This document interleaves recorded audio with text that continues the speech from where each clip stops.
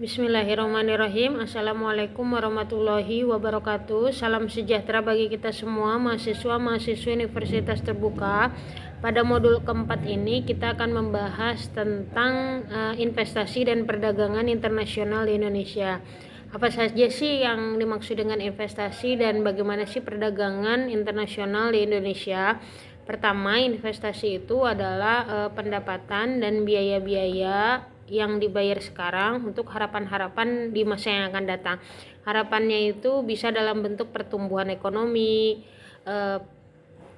pendapatan modal, atau pemenuhan kebutuhan darurat di masa yang akan datang, sehingga tidak terjadinya kemiskinan, kemudian tidak terjadinya kelaparan, tidak terjadinya di masa-masa darurat tidak terjadinya keresahan-keresahan, sehingga bisa membuat rencana-rencana jangka panjang.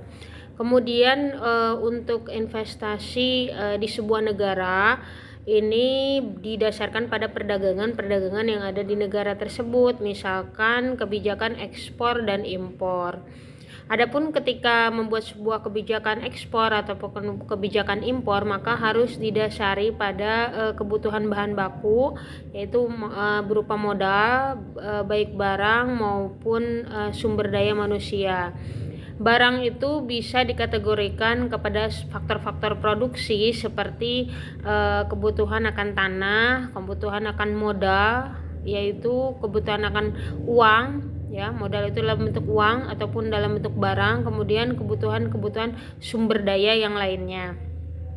Nah, ini sangat berpengaruh terhadap ekspor ataupun impor yang ada di Indonesia, yang mana ini akan meningkatkan investasi atau meningkatkan perdagangan dan pertumbuhan ekonomi di sebuah negara. Kemudian juga pengaruhnya ada juga dampak dari kebijakan apakah pro kepada rakyat Indonesia ataupun ekonomi kerakyatan, ataupun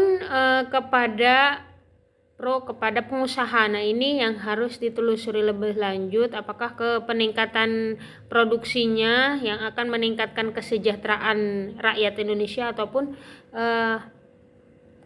keuntungannya itu atau kebijakannya itu berpengaruh kepada peningkatan ekonomi, baik itu pengusaha ataupun kelompok-kelompok tertentu. Maka hal-hal inilah yang berpengaruh terhadap investasi dan perdagangan internasional di Indonesia.